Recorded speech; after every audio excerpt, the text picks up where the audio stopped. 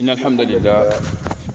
نحمده أن هدانا لهذا وما كنا لنهتدي لولا أن هدانا الله حمدا كثيرا طيبا مباركا فيه ولثني عليه الخير كله وأشهد أن لا إله إلا الله وحده لا شريك له وأشهد أن محمدا عبده ورسوله الذي بلغ الرسالة وعد الأمانة البيان ونسخ الأمة وكشف الغمة عن هذه الأمة وتركنا على محجة البيضاء النقية الصافية ليلها كنهارها لا يزيغ عنها إلا هالك وصل اللهم وسلم وبارك على نبينا محمد وعلى آله وصحبه ومن تبعهم بإحسان إلى يوم الدين. Musulmans mes frères, musulmanes mes sœurs, celui dont le cœur, celui dont le fond du cœur est en harmonie avec Allah, Allah arrangera ce qu'il y a entre lui et les gens, disait Omar ibn al-Khattab. L'islam considère celui qui gouverne comme un mandataire de la nation ou un employé chez elle. Or, le peuple a le droit de demander des comptes à son mandataire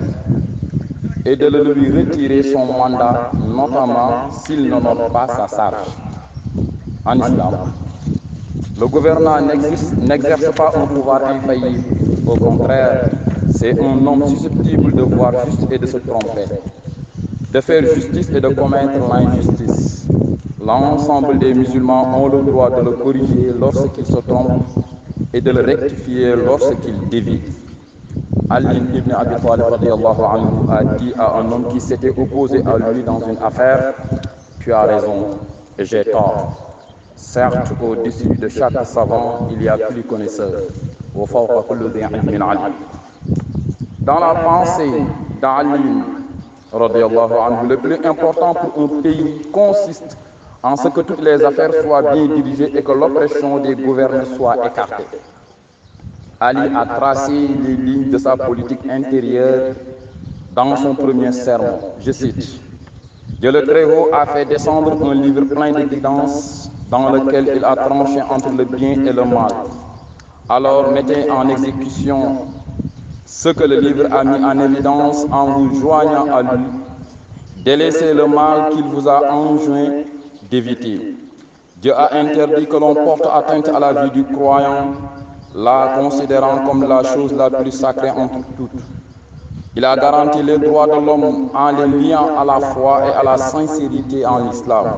En vérité, le vrai musulman est celui dont les autres ne craignent un coup ni de sa langue ni de sa main. Il n'y recourt que pour défendre son droit. Il n'est pas permis qu'un musulman porte atteinte à son frère, sauf pour réclamer son droit. Empressez-vous d'œuvrer pour l'intérêt commun et pensez à vous aussi, car la vie est là et ce que vous avez déjà accompli est derrière vous. Alors, cherchez à vous alléger. C'est ainsi que vous réussirez à joindre les meilleurs. Et en vérité, c'est le devenir dans l'au-delà qui est à prendre en considération. Fin de citation. En effet, le Coran condamne 3 formes de vice caractérisant le despotisme politique. Le gouverneur qui se posant en Dieu sur terre, dominant la terre de Dieu et sévissant contre les serviteurs de Dieu, à l'instar de Pharaon. L'homme politique arriviste qui met son intelligence et son expérience au service d'un tyran, afin d'asseoir son pouvoir et assujettir les masses à l'instar de Haman. Le capitaliste qui profite du pouvoir du tyran, il soutient ce dernier par sa fortune pour récolter une fortune encore plus grande qu'il suce dans la sueur et le sang du peuple à l'instance de Qarun. L'islam, dans sa conception première, refuse toute idée de confiner exclusivement le pouvoir entre les mains des détenteurs sans possibilité de s'ouvrir à la population et à ses représentants. La logique coranique voudrait que l'harmonie et la cohésion sociale, dans le respect scrupuleux des valeurs positives ancestrales et religieuses, soient érigées en règles et conduites dans le traitement des affaires de tous les jours. La politique ne doit en aucun cas favoriser la scission et la déchirure sociale. Elle est censée être au service des peuples dans sa conception textuelle et organisationnelle. En effet, Le despotisme pharaonique exclut toute possibilité de concertation et de consultation avec son peuple, mais cristallise l'entièreté du pouvoir sous la coupole du dirigeant. Aucune séparation ne sera notée dans l'administration et l'exécution des tâches inhérentes à la marche des institutions. Une telle situation politique peut susciter des interrogations liées aux libertés individuelles, à la bonne gouvernance, à la justice sociale et pénale, à la stabilité constitutionnelle, à la cohésion sociale et nationale, à la transparence dans la redistribution des ressources financières et minières, etc. Les gouverneurs se sentant humiliés et terrorisés par l'arrogance et la médiocrité de leurs gouvernants peuvent s'adonner à des actes non conventionnels pour se tirer d'affaire. C'est ainsi que le Coran exhorte à tous les détenteurs de pouvoir de faire preuve d'équité et de charité en ces termes. En vérité, Dieu ordonne l'équité, la charité et la libéralité envers ses proches. إن الله يأمر بالعدل والإحسان وإيتاء ذي القربى وينهى عن الفحشاء والمنكر والبغي. Écouter son peuple et donner des réponses adéquates à ces différentes vulnérabilités constituent des signes de clémence, de loyauté, de sincérité, de confiance, mais aussi de patriotisme. Le gouvernant doit prêter une oreille attentive aux revendications soulevées par ses administrés afin d'éviter tout soulèvement inopportun. Nous avons effectivement envoyé nos messagers avec des preuves évidentes et nous avons révélé par leur intermédiaire l'écriture et la balance afin que les gens établissent la justice.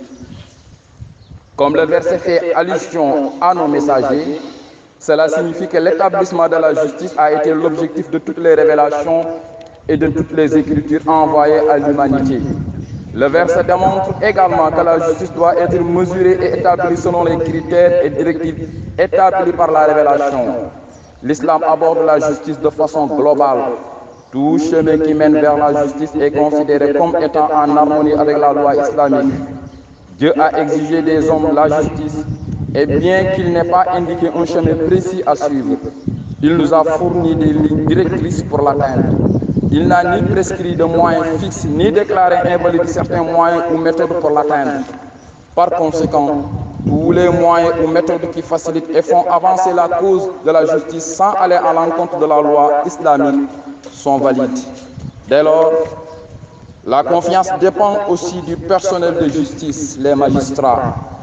que des auxiliaires de justice, avocats, éducateurs spécialisés, greffiers, huissiers audienciers, huissiers non attachés à un tribunal, experts, etc., lesquels, sur la base des sources de droit, s'efforcent chacun de leur côté par une bonne interprétation des textes juridiques à favoriser la meilleure décision judiciaire pour les sujets de droit qui sont les demandeurs et les défendeurs. Ceci, sur la base des moyens de preuve, cherchant à avoir la décision la plus équitable pour la gestion du conflit qui les oppose. La décision de justice, lorsqu'elle inspire confiance, est acceptée par les parties présentes au procès et ne fait donc pas l'objet de recours à des juridictions supérieures, cours d'appel. Lorsque les juridictions s'accordent sur une décision, celle-ci devient jurisprudence et droit, et de ce fait, inspirer confiance aux émetteurs et aux récepteurs de la justice.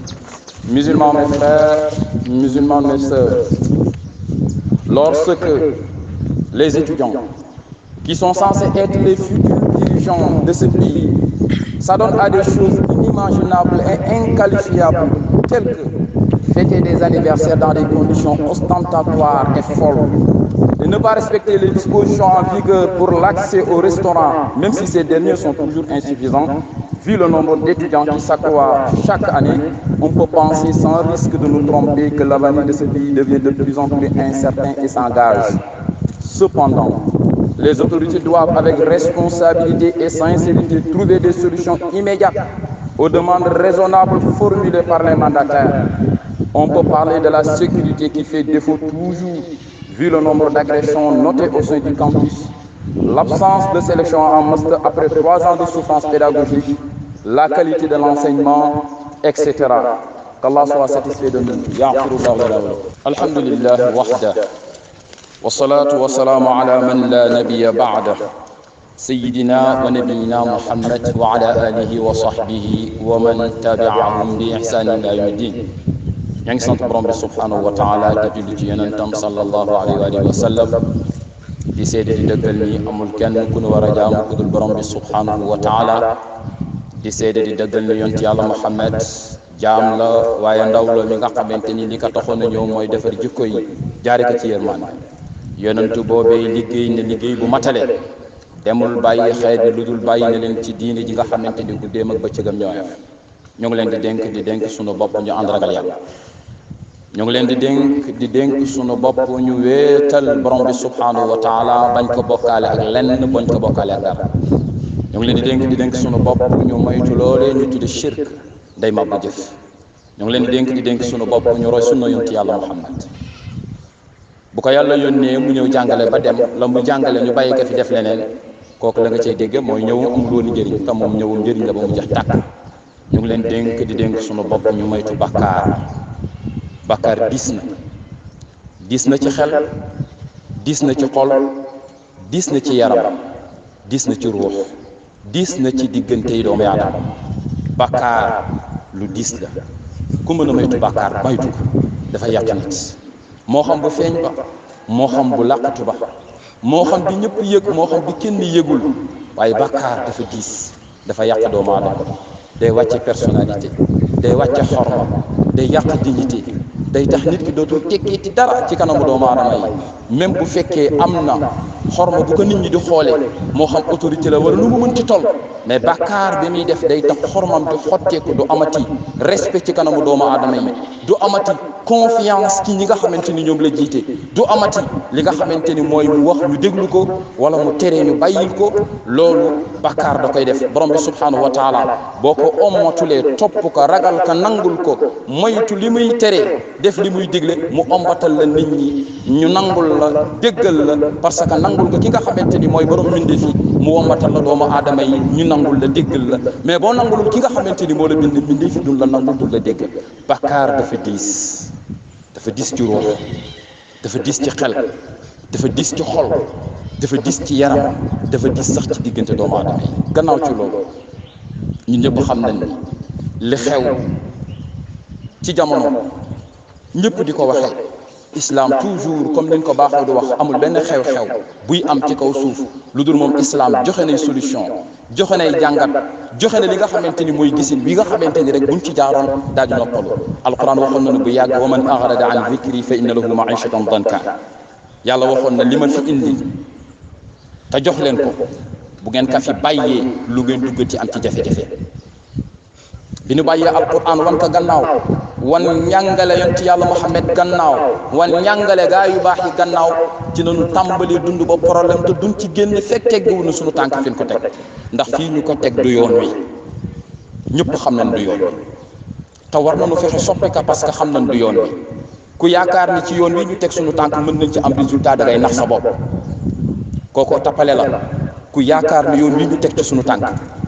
moo xam ci doxalin yëpp ku yaakaar ni mooy yoon bi ñuy génne ci musiba bi ñuy dund da ngay nax sa bopp islam dafa am ay tëralin yi nga xamante ni daf ko tëral ci espace bi bëgg kenn ku nekk bàyyi ci xel bu ko defee nit ñi mën a dund rawatina ci contexte bu mel nii islam dafa teg ñeenti mbir yu fondamental yi nga xamante ni réew buy dund bu ko bàyyee xel mën na am stabilité ci dundam mais dana fexe aussi ba am harmonie ci diggante ñi nga xamante ni mooy ñi ko seq mooy bu njëkk bi ci suñu réew yi nga xamante ni noonu la ñuy dundee dañu war a fexe ba li nga xamante ni mooy terrain politique bi ñu assainir ko bàyyi ko ci ni nga xamante ni noonu la ko borom bi subhanahu wa taala bëggee rawatina li nga xamante ni mooy tëralin yu mujj yi aju ci xalaatu doomu aadama yi mooy le jeu politique ñu bàyyi ko ni nga xamante ni noonu la ko borom bi subhanahu wa taala tëralee nin ko tëralee mu di ko doxee nga xamante ni démocratie mooy may nit ñi kenn ku nekk ku bëgg samp saw ndënd nga samp ko bu la nit ñi wóoloo ci li nga xamante ni moo ci sa jaar-jaar wóolu la ci li nga xamante ni mooy ci confiance jiital la bu fekkee wóoluwul la ñu nangu li nga xamante ni mooy ndénkaane gi ñu tegoon ci sa loxo loolu bu ñu bëggee stabilité ci réew mi foog ñu nangu loolu te loolu mooy maandute imam ibnul qayyim al jawzi dafay wax as-siyaasatul aadila juz'un min ad-diin mu ne fexe ba teg politique bu maandu politique bi nga xamante ni ci équité lay teg dafay tegu ci justice mu ne kooku pàcc la ci diine ji même bu fekkee amul ci keppaaru islam même bu fekkee ñi koy doxal du nitu islam mais mu ngi tegu ci maandute ba képp ku bëgg dund ci espace boobu dund ci maandute mu ni loolu pàcc la ci diine ji loolu la ko imam ibnu taymiya doon confirmer ci beneen waxam jëm doon wax naan yàlla dana dimbali aw nguur wi nga xamante ni dafa tegu ci maandute même bu fekkee du nguuru jullit dana daaneel aw nguur wu teguwul ci maandute même bu fekkee ay jullit a ko yor kon boo xoolee laqad arsalna rusulana bil bayyinat wa anzalna maahum alkitaba wal mizana li yaquma annaasu bil qist yàlla subhanahu wa taala nee na ñoo yónni suñu yonent jox leen ay lay yu leer jox leen ay téere bi nga xamante ni moom la ñuy ñiitoo jox leen yoon bi nga xamante ni dafa tegu ci maandute ngir ñu ñiit ak teg nit ñi ci li nga xamante ni mooy ci maandute loolu règle la ci islam mooy teg yoon bi nga xamante ni yoon wu maandute la te loolu li la kay may mooy il faut que ñu nangu espace bi ni mu tëddee li nga xamante ni mooy parti au pouvoir mu gérer responsabilité bi opposition bi am te loolu mës ta ñàkk ci kaw suuf boo jàngat alquran yàlla mu njëkk am opposition ndax bi mu taxawee samp ndëndëm ni man maay yàlla am na ko weddi ca wet ba nangul yàlla nangul ko nangul iblis opposition iblis opposé wu borom bi subhanahu wa taala yàlla ni yamuma ci mais plateforme bi nga xamante ni moom la iblis yor sax pour dérouler ko ci kaw suuf du ma yem ci sax nangul ko mais dinaa ko nangul def ko ci biir alquran bu ko defee ñëpp xam ko ñëpp xam ne iblis lii la bëgg man yàlla lii la bëgg ku topp iblis dem safara ku ma topp dem àjjana donc bàyyi nit ñi ci seen liberté de choix bañ a tënk kenn ci li nga xamante ni moom mooy ci pensée unique bañ a tënk kenn ci li nga xamante ni moom mooy ci doxalinu Firawna loolu dafa bokk ci li nga xamante ni mooy créer stabilité Firawna boo gisee mu dugg ci biir géej ga ñamu àndal ñëpp dugg ci biir géej gi te bu ngeen deful attention ci biir géej gi la ñu jëm buñ ci nekkul ma urikum illa ma ara wa ma ahdikum illa sabila rashad amul lu fi nit di xalaat lépp réglé naa ko man lu ma wax loolu la maa alimtu lakum min ilahin ghayri bu fekkee am na keneen ku ñuy topp ci gannaawam man la doon amul keneen ku ñu ko fiy defal daal di jël peuple-am tiital leen fastaxaffa qawmahu fa ataauhu innahum kaanu qawman fasihin alquran nee na Firawna gannaaw bi mu tegee pensée unique mooy keneen amul droit wax mu fexe ba imposer boppam jàppe boppam yàlla muy ñaar dafa tiital xeetam sonal leen teqale leen alag leen dem ba nga xamante ni dëgg gi Moussa indi woon mënuñu ko nangu ndax not gu mu leen nangu mais alxuraan dafa ne innahum kaanu qawman faasiqiin am nañ ci part de responsabilité ndax bu fekkee nangu nga ñu not sa xel ba fu dëgg nekk amoo droit jëli ko amoo droit joxe sa xalaat peuple boobu alxuraan nee na am nañ ci responsabilité moo tax mu ne innahum kaanu qawman faasiqiin ay nit la du yi nga xamante ne ay kàccoor nañ doon wàccu topp parce que ñoom ñoo ko nangu donc responsabilité boobu alquran daf ko indi mooy espace politique bi nan koo bàyyi mu nekk ki nga képp ko jàpp ni war nga mën a samp saw ndënd mais nga samp sa ndënd bu la nit ñi wóoloo jox loo bu la nit ñi wóoluwul seet keneen ki nu wóolu te liberté boobu mooy tax réew mi mën a am jàmm am stabilité ñaareel bi mooy il faut que ressources yi fi nekk muy lu aju ci wàllu ressources yi fi nekk yëpp ci fànn yëpp ñu def ko ci façon bi nga xamante ni kenn ku ne li nga ci war a am di nga ko am réew bu fekkee nit mën na takk montre bu jar 11 millions nga gis ca beneen fànn ba ay nit yu duy ay kilomètres pour am ndox mënu naan réew moomu ko yaakaar ne di nga am jàmm da ngay nax sa bopp réew bu nit mën a sol costume bi jar 9 millions di dawal oto bi nga xamante ni ëpp na 80 millions ca beneen fànn ba nga gis ci ay nit yi nga xamante ni dañuy am problème mu lekk am problème mu naan bu ndox mi ñëwee génne leen seen kër nekk nu ci jàmm ku yaakaar ne di nga am jàmm ci réew moomu da ngay nax sa bopp il faut que ñu fexe teg équité ci ressources yi nga xamante ni mooy ressources yi nekk ci kaw suuf kenn ku nekk jot ci sa wàll li ñuy wax ay tappale la yàlla ëpp na di indi doomu aadama yi ci kaw suuf te du fi indi lu mat loolu mënul nekk yàlla ëpp na di indi nit ñi ci kaw suuf te du fi indi lu mat lu mu fi war a indi na ko fi wa saxara lakum maa fi samawati wa maa fi l ardi jamian minkum lu fi nekk ci mbaax yàlla nee na pour yéen la li fi nekk lu mat sëkk la donc bu nit ñi xiifee am na ñi fi responsabilité ñi ko jiite la bu nit ñi sonnee responsabilité ñi ko jiite la bu nit ñi nekkul ci jàmm ci responsabilité ñi ko jiite la parce que ressources yi bu ko yàlla dajale ci loxo dafa bëgg ñu partager que de manière équitable ku nekk jël sa wàll réew mi ñu nekk juddu warta may nit juddu warta xañ nit ci kër tel laa bokk wala ci parti tel laa bokk wala ci tariqa tel laa bokk warta tax nit am warta tax nit ñàkk yàlla daf na may ñun ñëpp ñu départ tolloo ci départ bi kenn ku nekk solo effort yi nga def war nga am lu toll noonu ñu jox la ko mu nekk sa fay mais injustice bu ko réew day dund ci le plan économique ci redistribution bi war a am ci ressources yi nga xamante ne réew mi ko bokk ku yaakaar ni réew moom dana am jàmm da ngay nax sa bopp. beneen bi mooy il faut que aussi ñu teg benn politique sociale bu permettre nit ñi ñu jël li nga xamante ni mooy seen ay préoccupations yii fi nit ñi di wax nga xamante ni yëpp ay tappale la pour yàq réew mi ay question xeete ki question ethnique ki question yu demee ni ki noonu ñu moytu ko. ñun am nañu moomeelu démb ak bërki démb am nañu histoire politiciens yi bu fekkee seen ay bëgg-bëgg bopp moom ma leen jiital mais ñun société bi nañu yeewu te xam ne leen fi teg seen yëfu bopp la fii réew mi mosul am problème moo xam nga nekk joolaa nga nekk séeréer ba nga nekk pël nit ñi dund ci jàmm même boo nekkee chrétien am ñu nekk jullit ci biir kër gi nit ñaa ngi dund ci jàmm. lu tax ñu bëgg soulever ay question yi nga xamante ni mooy question ethnie ay question yi nga xamante ni moo aju ci wàllu waaso ak ci xeex ngir mën a fexe ay donte ay nit pousser leen ci ay guerre yi nga xamante du seen combat loolu du suñu combat ñun ay combat xeet ay combat waaso ay combat ethnie du suñu combat ñun peuple bi buñ ko amee nañ ko régler seen bopp loolu réew mu ko mos a taal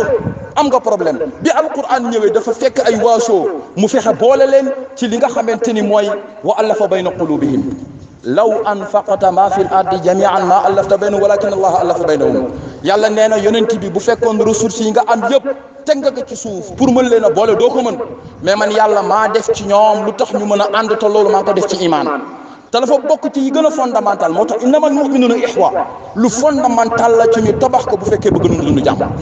mooy comme suñu question de société suñu jaar-jaaru société ñu bàyyi ko xel parce que mooy suñu héritage te loolu ci biir daf ci bokk aussi ñi nga xamante ni ñoom nañu jiital ñu am di déglu peuple bi ak li nga xamante ni mooy seen i ay wax seen i préoccupation seen i ay yitte ay nit buñ la jiitalee yëkkati ressources yëpp jox la bu fekkee nit ki nite na war na mën a fexe ba peuple boobu dund ci jàmm wax naa ko bu yàggul bu fekkee gars yi def ni dañu yaakaar ni moo leen di muccal yawmal qiyaam dañuy nax seen bopp boo nekkee kilifa ci réew mi ak foo mënti nekk statut boo mënti am moo xam président nga ministre nga député nga maire nga directeur nga ak loo mënti nekk alalu réew mi ñu di la ko jox jël sécurité réew mi jox la ressource réew mi nga téye ci lu ëpp sa soxla di ko lekk nekk assemblée di voter ay loi yi nga xamante ni ay bakkan mën nañ cee faatu ay jukko mën nañ cee yàq ay kër mën nañ cee tas ay xeet mën nañ ci rayante nga yaakaar ni ñaawteef yooyu ngay def bu gàmmu jotee wala màggal jot wala conférence wala tabax jàkka jot nga yëkkati ay millions wala ay milliards def kat ci dafay tax nga mucc da ngay nax sa bopp da ngay bokk ci almuflisuun da ngay bokk ëllëg yawmal qiyaam ci almuflisuun yonent yàlla Muhammad nee na am na ci suma xeet ñi nga xamante ni ëllëg bu ñu ñëwee dañuy perte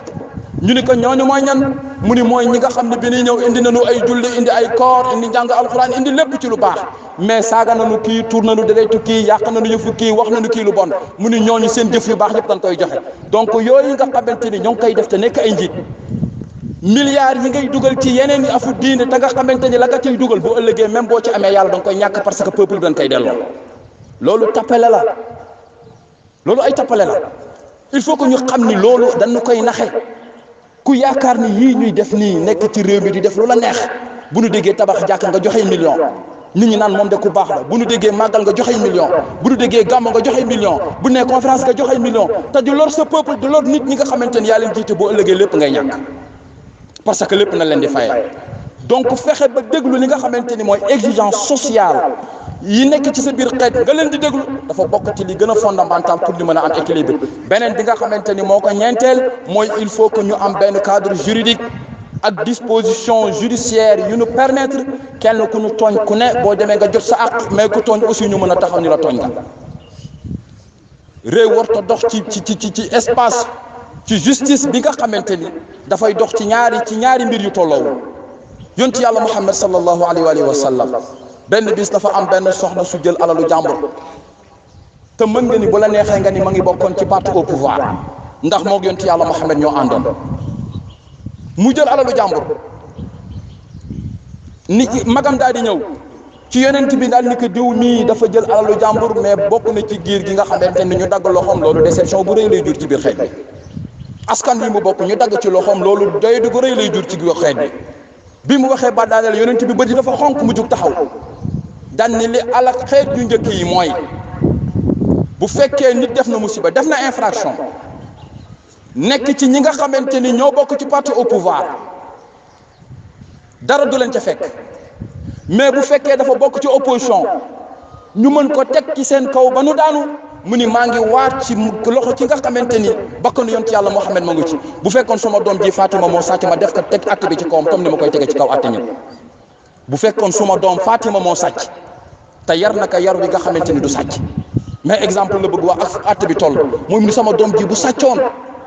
ma def ko atte ci kawam atte bi comme ni ma koy tege ci kaw ñeneen ñi mais bu fekkee réew doxewul ci noonu nit ñi bu ñu demee ba amatuñu confiance ci justice bi leen di atte jaakaar na ni réew moom dootu dund ci jàmm. Seydina Ali karamallahu wajha radiyallahu anhu benn bis boobu mu ngi amirul muminin moo ngi nekk amirul muminin mu am jafe-jafe ak benn yawut ci benn mbubbum koŋ wi nga xamante ni yawut bi jël na ko te moom Ali moo ko moom. Ali ni mu nekkee président te am immunité bu ko permettre mu nangu ko saisir ko defu ko dafa nekk nan dem ci attekat bi mu egsee ci attekat bi daal di koy xool di ko tafaddal yaa Abal Hasan Seydina Ali dafa taxawaat ni ko yow mënoonu atte mu ni ko lu tax mënoonu atte mu ni ko mandu woo parce que yow mandu woo lu tax nga jaar ci turam man nga bëgg ma tàgg ni tudde ma yaa Abal Hasan lii tax nga atte nu ñaari mbir lay doon mooy nga ñi nga jaar ci turam nga jaar ci sama tur ba mu xam ne ñu ñaar ñoo fi yam nga sogaat dina atte wala ni nga ma neexale nga neexal ko ba mu bëgg moom it mu xam ne ñu ñaar ñoo fi yam nga sogaat dina atte mais fekk ñaar yi amul benn yoon doonu atte ndax yow mandu woo lii mooy atte mais islam amul immunité képp ku teguwul ci yoon dan la war a teg ci yoon donc dispositif judiciaire bi te muy aju ci ñëpp ñi nga xamante ni ñooy intervenir ci domaine boobu moo xam magistrat la lu mu mënti doon yonent yàlla Muhammad nee na al quddaatu salaasa nee na attekat yi ñett la mu ni mooy ku njëkk ki mooy ku ñu jox dossier mu instruire ko à charge et à décharge ba mu leer ci boppam xam ni lii mu def diw mi moo tooñ nee na mu àtte ci dëgg googu nee na kooku àddina la jëm parce que jël na dossier bi instruire na ko ba xam fa la dëgg féete mu àtte ci dëgg googu mu ni ñaareel bi mooy ki ñu jox dossier mu instruire ko ba xam fi dëgg féete mais pour des questions partisanes mu teg fa dëgg ba àtte ci réer mu ni kooku safara la jëm mu ni ñetteel bi mooy ki ñu jox dossier deful sax instruction mais parce que am na fu mu far mu jël dossier bi teg ci gannaawam daal di àtte ci bànneexu ba kanam mu ni kooku safara la jëm donc àttekat yi ñett la nañ ci bàyyi xel ku yaakaar ni lii ñuy atte fii dul ko attewaat feneen ñu jëm kooku da ngay nax sa bopp ñeenti yi boo demee ci borom xam-xam yi dañuy wax ni ci tënk espace bu mu manqué jàmm mënu foo am espace bu mu manqué ci adduna bi li muy doxe tey jàmm mënu fa am kon nanu fexe ba espace politique bi ñu libéré que kenn ku nekk selon sa responsabilité bu la nit ñi wóoloo jox la bu la nit ñi wóoluwul seet keneen beneen bi mooy ñu fexe ba ressources yi ñu séddale ko kenn ku ne jot ci sa wàll beneen bi mooy question de société yi nga xamante ni moo taxaw ci sunu kanam ñu atte ko ci façon bi nga xamante ni ñëpp ci yem mais ñu bañ a créer benn déchirure ci diggante doomu aadama pour des questions politiques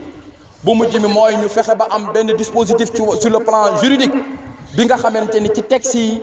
ak ci ñiy jiite il faut que ñu régler ko texte yi dafa élastique ci réew mi ni ñu tuddee boo demee ci juriste yi texte bu leer néew nañ ko bind il faut que toujours ñu teg benn texte bi nga xamante ni texte bu équivoque lay doon bi nga xamante ni ku ne mën nga ko firi ci ñum la neexee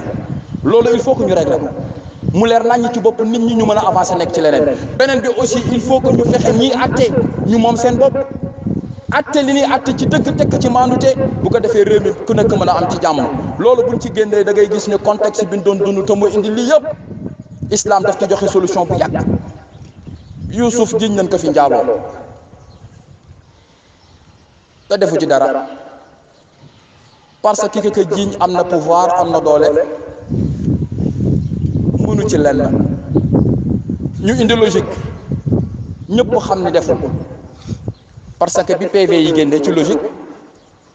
mooy di nga xamante ni waaye si ñëw na naan ko bu fekkee dañ xotti yéreem ci kanam xamal ni moom la bu la xottee yéreem ci gannaaw loolu mën nga ko ci langage yu jamono bu la neexee nga ne mooy PV yi bi PV yëpp génne ñëpp xam ni deful dara mais réew mi mu ngi yëngatu ngir parce que ñëpp ñu ngi yóoxu ci benn baat imraatul azizi turawidu fataha jabaru buur bi dama doon jéem a sàkk booyam biñ ko jox ci biir kër gi mu dem ba neexatul buur bi parce que li muy dégg ci biir kër gi ak li muy dégg ci biir mbedd mi parce que dañ ko jiiñ ki nga xamante ni mooy nitam te neexu ko mu ni Youssouf dama koy tëj ci kaso bi ñu ne que mais Youssouf loo koy tëjee amuloo benn preuve boo ko tëjee mu ni trouble à l'ordre public parce que imraatul aziz turawidu fataha ci langage yu jamono nañuy wax pour ñu gën a comprendre li ñuy wax trouble à l'ordre public nañu tëjee Youssouf parce que imraatul aziz turawidu fataha moom la soxna yëpp doon waxee ci dëkk bi ba dëkk bi di yëngatu mu tëj ko ci biir kaso bi yàlla ci liggéeyam mu dem fa diir toog yàlla créé situation bu Youssouf war a génn buur bi daal di gént ñu xamal que ni que gént wi kenn rek moo ko mën a régler waaye si ni que xam naa ku ma nekkaloon ci biir kaso bi te kooku suñu demee mën na ma régler situation bi ndax xam naa ci moom mbaax te xam naa ci moom mën a firi gént bi mu ñëwee Youssouf firil ko gént gi mu ñëw wax ko buur bi xam ni ki firi gént gi buñ ko joxee feuille de route bi mën na ko dérouler mu ni wol leen ma Youssouf ni ko du ma génn parce que question de réputation la te espace politique bi réputation daf ci am njëriñ bu fekkee am na bët buñ may xoolee ba dugg ci terrain politique bi toujours ñu may xoolee ku sàkk soxna buur bi du ma ko nangu nan dem procès Youssouf ni ko nan dem procès bi mu ñëwee ci procès bi soxna yi ñëw taxaw soxna yi buur bi ñëw taxaw mu ni yéen wax leen lan ngeen xam ci Youssouf ba ngeen jiñ ko li nga xamante ni moom mooy njaaloo soxna yi ñu ni mosuñu ci xam dara ci moom lu bon soxna sa waxtu woowu nga xamante ni mooy Zulayqa dem na ba xam ni réew mi moo nekk enjeu réew mi moo nekk ci situation bi nga xamante ni bu dëgg feeñul réew mi tàkk soxna si boppam moo volontaire daal di jóg taxaw qaalat imraatul azizul ana qasqasa alhaq ana raawatuhu an nafsi wa innahu la min as-sadiqin mu jël responsabilité am parce que xam na li muy wax amut mu ni tey dinaa wax dëgg kii mosuma sàkk man sama bopp maa pexe su bay pexe bopp mais kii wa innahu la min as-sadiqin ku dëgg la problème ba jeex kon alxuraan wax na ko bu yàgg bu nu bëggoon régler problème bi dëgg féete ñu wax ko mu jeex bu fekkee aussi am na preuve yuy wane ni ki ñu koy jiiñ moo ko def ñu yóbbu ko ci procès ñu régler ko mu jeex mais réew mi war ta tàkk ci situation boobu bu fekkee nit ñi am na lu wóolu nañu li nga xamante ni mooy justice ak façon bi nga xamante ni moom lay doxee te loolu ci espace politique daf ci yàgg yéen a ngi jàng yoon ci xadisul ifki yéen a ngi koy jàng est ce que xam ngeen ni Abdallah ibnu Ubay ibnu Salul bis bi nga xamante ni moom nañ koy investir ci bis boobu bis bi ñu ko waroon investir introniser ko mu toog ci Médina nekk fa kilifa bis boobu la yonent yàlla Muhammad di dugg Médina ñëpp wan ka gannaaw intronisation bu mujjul am dem fekk si yonent yàlla Muhammad dalal ko ci dëkk bi def ko mu nekk kilifa le fait que ñu wan ka gannaaw dem jël yonent yàlla Muhammad def ko kilifa ci dëkk gi question boobu daf ko metti topp ko moo tax pexe yëpp ci gannaaw loolu la ko doon def lu ne def na ko pour daaneel yonent yàlla Muhammad fu ne jaar na fa yonent bi xam na ko mais waxu ko dara bàyyi ko ci biir benn bis la jekk saa yi daan ni comme jaar naa ci Muhammad aw ma ci moom yoon jaar naa ko jëm ko rey mënuma ko jaar naa ko jëm ko yàqal mënuma ko danaa ko jaar ci njabootam bi Aïcha radiyallahu anha ànd ak Safwan ibnu Mu'attal as-Sulami jugee ci li nga xamante ni mooy ci yoon wi di ñëw ci tënk bi muy dugg ci dëkk bi rek Abdallah daan ni ndaw si muccul ci waay si muccul ci ndaw si diñ na ko jàlloo ñëpp commencé wax alquran noppi daal di maandu parce que question politique la Abdallah la ko tax a def li mu def yëpp mooy absence d'intronisation ba dañ ko waroon introniser yonent bi ñëw ñu wan ko gannaaw daal di jox yonent bi sallallahu alayhi wasallam mu jiite Médina looloo ko metti donc c'est une question politique looloo ko topp pexe yi mu def yëpp ci gannaaw bi situation bi demee ba taxaw alquran dafa indi ay atte képp ku ŋaaŋoon wax ci moo rek alquran duma la est-ce que xam ngeen alquran duma na sax ba duma ñu demoon Badr Mistah ci ñi demoon Badr la bokk mais bi alquran wàccee dafa ne nañ ko duma 80 coups parce que dafa yàq deru jullit moo tax situation bi ñu toll képp ku saxal ni njaaloo am na islam bu wàccoon tey da lay duma parce que amoo ci preuve ku ko saxal képp ku ko saxal ak foo mënti bokk moo xam parti au pouvoir la opposition ci situation bi ci charia laay wax nag képp ku ko saxal islam bu ñëwoon da lay dóor 80 coups parce que da nga jiñ nit njaaloo ci loo amul benn preuve la loolu alquran wax lawlaa iz sami'tumuuhu zanna al-mu'minuuna wal mu'minaatu bi anfusihim xayran donc li war mooy présomption boobu nga nangul ko ba keroog ñuy indi preuve ni moom moo ko def lawlaa iz sami'tumuuhu qultum maa yakuunu lanaa an natakallama bi haazaa boo demee sax ba mu leer la alquran ni la mais nga ni yow nga wax ko sax ban njëriñ la la amal lii ay sos la yu ñu sos alquran ni ne lii ay sos la yu ñu sos parce que intéressé wu la donc islam jàngal nañu lépp bu nu melee neneen rek ñun ñoo mel neneen ci li may jeexale mooy situation bi nga xamante ni moo am ne nañu jël suñu responsabilité yàgg naa koy wax ku yaakaar ni toj ak yàq moom mooy defar ci kaw suuf da ngay nax sa bopp toj ak yàq musul nekk rôle nit ñu baax malheureusement réew la ñi nga xamante ni aussi fekk situation bi demeewul noonu kenn du déglu ñu war a déglu mais loolu warul woon nekk situation bi étudiant heure bu maree génn ci biti taal pneu heure bu melee génn ci biti daal di barrer circulation bi ak loraange yu mu nar a indi yëpp loolu du responsabilité mais malheureusement ñi nga xamante ni aussi ñoo war a déglu waxtaan duñ ko def lu dul situation boobu dafa posé wu dilemme la bi nga xamante ni dafa am jafe-jafe kenn xamul ni ñu koy def mais jullit na bàyyi xel ni jullit la te daf fi am jaar-jaar ëllëg daf fi romb bu ko defee aussi ñi nga xamante ni ñoo fi nekk ñu jël seen réponse am na jikko yi nga xamante ni étudiant du ko jikko woo yàgg nañ koy wax buñ fi nekkee ba buñ fiy génn ay étudiants yi fêté anniversaire di tuurante ndox di tojonte ay nen yooyu yëfu xale la nit ñi dañu am responsabilité bokkul ci islam ay fêté ay anniversaire yi gars yi di def nii di tuurante ndox te la plupart ñiy tuur ndox yëpp boo dellu woon ci dëkk yi nga xamante ni ñoo gën a sori fii ci sunu gànnaar nit ñi bala ñuy am ndox lu ne dañuy daj yéen ngeen jël ay paanu ndox ay soowu ndox ay bidon ndox da ko tuurante comme ça yooyu dafa nekk yi nga xam dafa rafetul sax ci nit c'est pas responsable resto yi nga xamante ni dañ ko teg pour nit ñi mën a rang dugg ci biir resto bi nit ñi def seen effort ba rang nga ñëw di bourler rang yàgg naa koy wax mos naa fi wax ak benn kilifa bu nekk fii ci université bi yàgg na fi mu ne ma gis nga télé bi parfois ñu wane aw nit ñi nga xamante ni fii la jaar nekk fi kilifa mais mu ngi fi bàyyi ay boru chambre yu mu fayul te kilifa la mu ngi ci réew mi ma ne ko xam mu ne parce que nit ñi dañu yaakaar ne li fiy jaar dem ëllëg duñ ko waxaat li nga fiy yàq li nga fi def tey ñëpp dañ koy teg bët ëllëg dañ koy waxaat ku mënta topp rangu resto ba dugg kooku ëllëg ku ko jox alalu réew mu sànk ko parce que tàmbul njub kooku ëllëg ku ko jaarloo ci yoon mu jaar feneen parce que tàmbul njub attaqwa haahuna fii lay ne nga jomba def dara jomba rus def dara mais resto mënoo sax rang bu yomb dugg ci biir resto lu dul ay nit yu def effort ba pare nga ñëw buur la dugg loolu c'est ridicule nit war sax réagir noonu si njulliti gi nekk ci biir war na la ko tere bu ko defee aussi beneen bi mooy autorité yi lu jël seen responsabilité ñëpp xam nañ ko moo xam ñu nekk ci camp ak ñu nekk ci biti ni université bi commencé na bëri ay agression bin fii nekk amoon na fi ay benn mais de plus en plus da ngay sentir ni mu ngi am mais ci façon yi nga xamante ni fa gën a jéggi dayoo nanu fexe tëral dispositif bu tax étudiants yi mën a nekk ci sécurité parce que sécurité étudiants yi ñoom la war ñooy responsabilité ñooy kilifa yi te ressources yëpp jox nañ leen ko impôt suñuy papa yeeg suñuy taxes yi yëpp mu nga daje ci seen loxo pour ngeen mën a yor université bi ni ngeen ko war a yore nañu jël responsabilité étudiants yi nekk en collaboration aussi ak administration jël seen responsable parce que loolu seen responsabilité ñoo administration kun fi faat seen responsable Omar ibn al-Khattab da doon wax naan damay am méttitu xol di yëg ni bu fekkoon nit day dawal fasam fee sa Bagdad fas ba faqastalu daanu ëllëg yàlla dana ma laaj lu tax defaruma tëli bi fas bi di faqastalu di daanu donc yow mi ñu dénk alalu réew mi dénk la dispositif bi fi nekk tegal disposition yu tax nit ñi mën a nekk ci jàmm mën a dund ci jàmm loolu mooy responsabilité ñi jàng ba egg ci niveau ñu sélectionné leen mais ñu sélectionné leen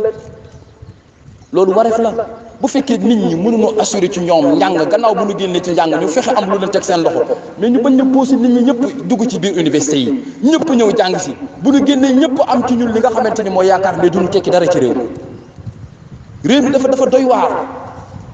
da ngay jàng ba am licence te licence à peu près lan la mën a jëriñ ci réew mi fi mu toll nii borom doctorat yi sax dañuy wëreelu borom master 2 yi di wëreelu donc nit bu amee licence amul sax possibilité ñu sélectionné que master 2 fan la jëm mais bu génnee ci biti ñi jàng théorie de la délinquance am na jeexintal yu muy def ci biti ndax amatul cadre bu ko recevoir bu ko mën a téye à peu près sax atténuer ardeur bi nekk ci moom mais bis bu génnee ci biti leneen lay mujj doon nanu créer réceptacle yi nga xamante ni étudiants yi danañu mën a jël seen responsabilité njàng mi nga xamante ni njàng ma am finalité la bu ñu génnee am bu mën a am satisfaction ci biti li nekk ci biti ñu ngi nii xaar réew mi yëpp mu ngi compter ci ñun yaakaar ni liy baaxal ci ñun la war a jóge nanu delluwaat suñu xel bàyyi suñu xel bu baax ci doxalinu politiciens yi ak ci fi situation bi ñu bëgg dugal man su ma gisee leader politique bu dajale ay nitam nan leen bu fekkee diw ëllëg wala ñëg jug nañu da ngeen jug ngeen xeexal ñoom nan la ñu mën a organiser ci réew ay nit ñi leen jug leen ngeen xeex ak diw ngeen jonoog ñoom loolu réew mu koy yaakaar ne da nga koy dund fi nga jëm baaxul te kenn waru ko nangu nit warta yëkkati dóor wala ab kaddu gu ñaaw wala lu bon jëmee ko ci moroomu jullitam rawatina pour des questions politiques rek nga bëgg a xeex ak sa morom faatoog moom rayanteeg moom ci li nga xamante ni wax naa ko ba tey doo ci gis seeni doom doo ko ci gis waxtu wi ni nekk fii di rayante gars yi di rayante fii da ngay gis doomu gaa yaa nga bitim réew di anniversaire ak di fo ñu bàyyi fii doomu baadoole yi ñuy kërti kërti na nit ñi yeewu te xam fu nu jëm. inna allaha la yughayyiru ma bi qawmin hatta yughayyiru ma bi anfusihim li nekk ci ñun bu ñu jëlul responsabilité changé ko yàlla nee na du ma ci def dara yéen dong yéen a jóg responsabilité changé ko ma dimbali leen ngeen changé ko. adduna noonu la ma sa doxee ci kaw suuf daawuda bi mu xeexee jaaluuta ci la am li mu am wa qatala daawudu jaaluuta wa ataahu llahu almulka wal hikmata wa allamahu mimma yasha wa lawla dafru llahi nnaasa baadum bi baad la fasadatil ard yàlla nee na daawuda bu jaaruloon fi mu jaar xeex lu ko may mu jële fi jaaluuta kon du jot ci pouvoir bi du jot ci li nga xamante ni moom mooy ci yoon wi gi de nit ñi mais aussi du déewanteeg yàlla ba mu xamal ko lim ko xam te yàlla nee na adduna bu amuloon opposition mu ni suuf du baax ci beneen aaya walaw laa dafrullahi naasa baadum bi baad la huddimat sawaami wa biyaun wa salawatun wa masajidu yuzkaru fiha ismullahi kathir wala yansuranna allaha man yansuru inna allaha la qawiyyun aziz yàlla nee na même opposition bu amuloon ci kaw suuf mu ni kon seen diine ci sax fiy jóge adduna moo tëddee noonu ki opposé na opposé dans les règles de l'art dans les principes respecté paramètres yi ki nekk au pouvoir jouer rôle am ca na mu gën a rafete satisfaire li nga xamante ni mooy demande population bi bu élection jotee ñu toll ca kenn ku ne am droit liberté choisir ku la neex ñu def ka ci li nga xamante ni mooy ci transparence ak ci responsabilité réew mi continuer nekk ci jàmm mais réew mi warta yim ci loxo yu mujj yi dafa war a continuer am na ñu fi jiitu woon am na ñu fi nekk te dafa war a continuer yàlla borom bi subhanahu wa taala defal ñu tawfiq allahumma rabbana atina fi dunya hasana wa fi akhirati hasana wa qina adhaban nar ربنا لا تزغ قلوبنا بعد إذ هديتنا وهب لنا من لدنك رحمة إنك أنت الوهاب وصل اللهم وسلم وبارك على نبينا محمد وعلى آله وصحبه وسلم تسليما كثيرا